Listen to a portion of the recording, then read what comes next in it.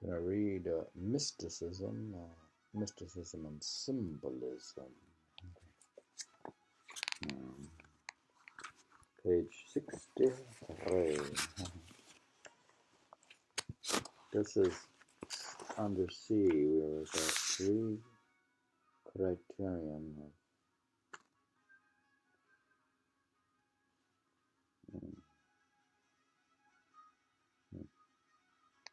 anyways, C.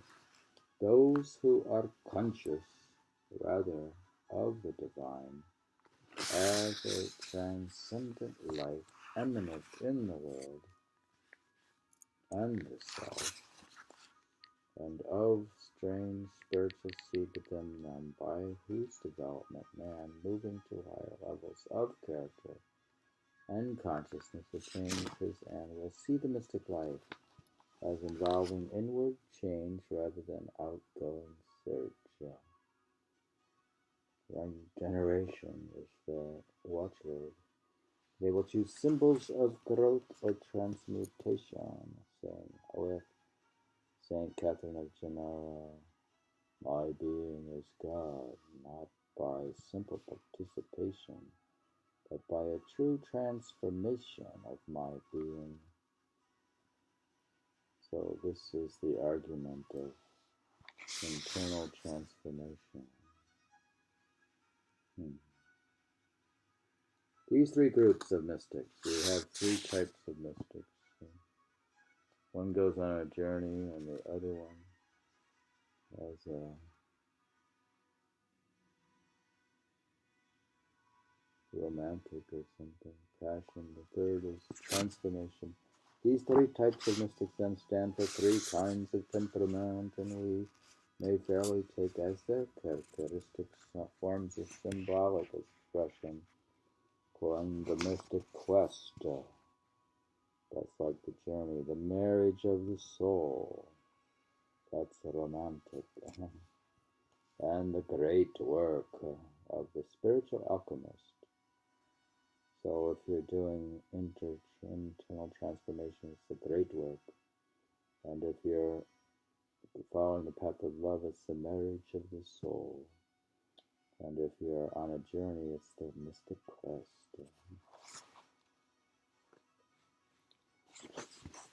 This pilgrimage idea, the outgoing quest, appears in mystical literature under 2 different aspects. One is the search for the hidden treasure which desires to be found, such as the quest of the Grail, one regarded in its mystic aspect as an allegory of the adventures of the soul. The other is the long, hard journey towards a known or definite goal or state.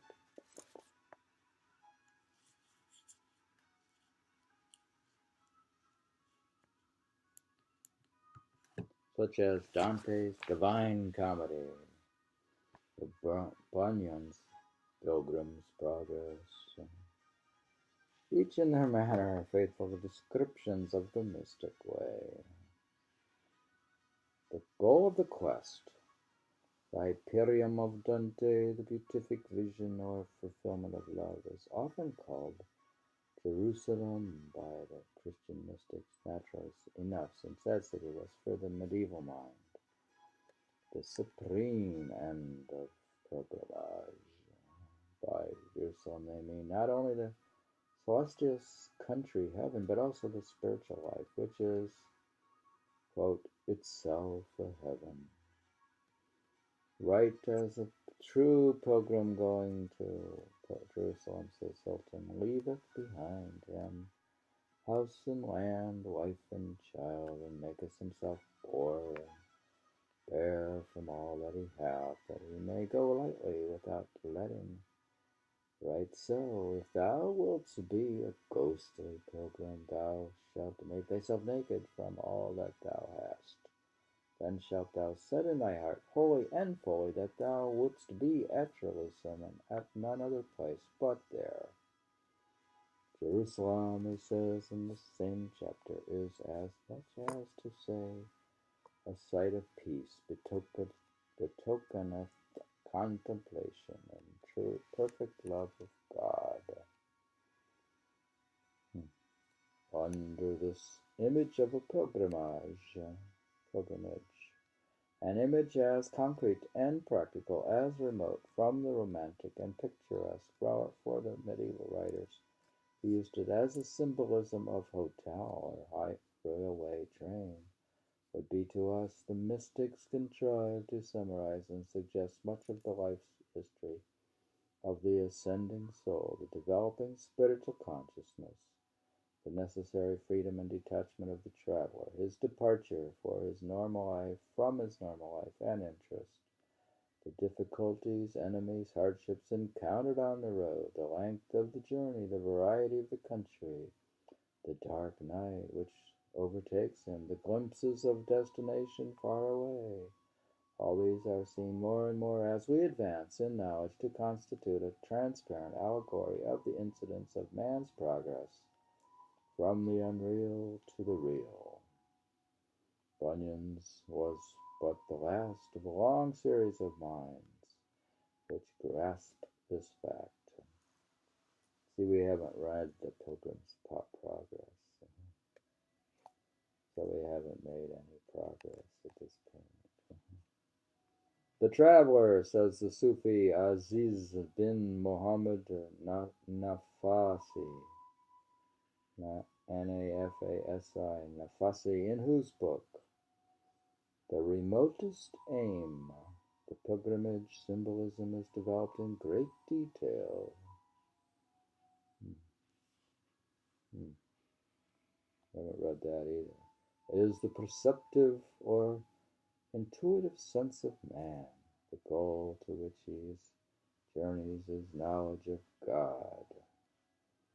This mysterious traveler towards the only country of the soul may be known of other men by his detachment, charity, humility, patience. These primary virtues, however, belonging to ethical rather than to spiritual life, are not enough to bring his quest to a successful termination. They make him, says the Sufi, quote, perfect in knowledge of his goal, but deficient in the power of reaching it. Though he has fraternal love for his fellow pilgrims, detachment from wayside allurements, untiring perseverance on the road, he is still encumbered and weakened by unnecessary luggage.